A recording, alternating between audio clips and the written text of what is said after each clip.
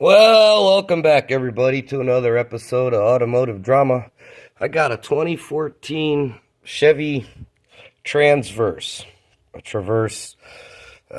I could come up with a bunch of names for this thing, and none of them would be pleasant. Anyways, it had a overheating problem and a battery kind of went dead problem at the same time, so this thing really wigged out with the programming and didn't know what to do with itself. By the time I got it, the battery was pretty much dead and it was low on coolant. So I did a charge the battery. The battery's definitely weak. The charging system works. But the coolant leak was the big problem. Now, you see this mess right here? This was what I took off of that. This part of it was actually broken. And this goes here and this goes here. This is the heater hose, which is way back in there. Let me get the real light. All right. You see where that light's shining? That's this T that actually wasn't broken until I touched it, to be honest with you. So I got another one. In fact, I got it for both sides, the 5/8 and the 3/4, because by the time I was done, if I was touching them, I pressure tested it, and I mean, it was literally broken. So as soon as I pressure tested it, it squirted right out. I could see it. But in the process of I wanted to take this apart to get this off, because you'll never get this off until you take that off. Or actually, the other way around, you'll never get that off until you take that off. And that, my friends, is all the way down there. You see where that light's shining?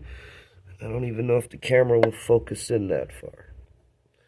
You see that clamp and that hose right there? That's where that's at. Now, as you can see, I put a regular hose clamp on it. That's what I replaced it with. It was a 5/8 hose.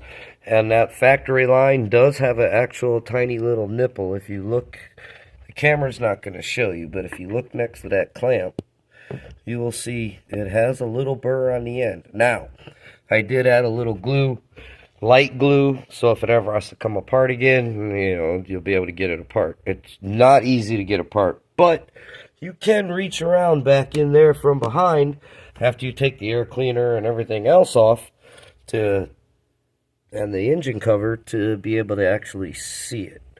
Okay, now, it was very simple. Piece of 5/8 hose, 1 foot long. I got it in a tease. Some new clamps.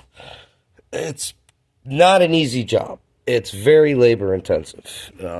You barely get one hand in there.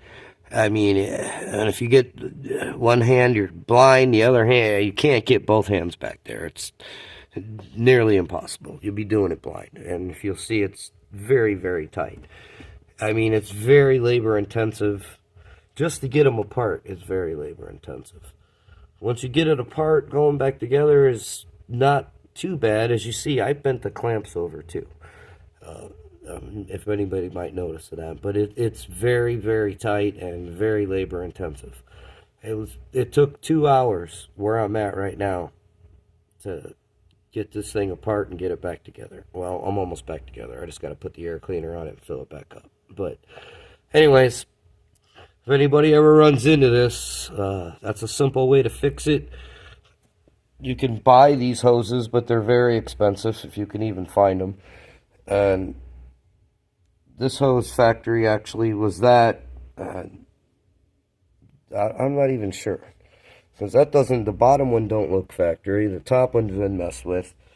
These are probably normal tees, and somebody along the way, looking at that hose and the way somebody along the way probably put that T in there and took that type of clamp off of it and saved the hose.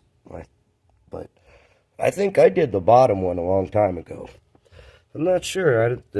I've done so many of these, it's hard to tell. I mean, if the clamps are bent over, I definitely know it's my work. The bottom one, the clamp ain't bent over, so where I can, I mean, I'll bend one clamp if I can. That way it'll let me know that I touched it. And as time comes on, because you don't remember everything you do.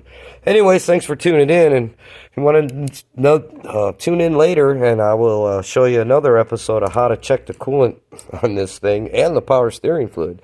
Anyways, likes are nice, subscribes are better. Stay tuned for more episodes of Automotive Drama, folks. Have a good night.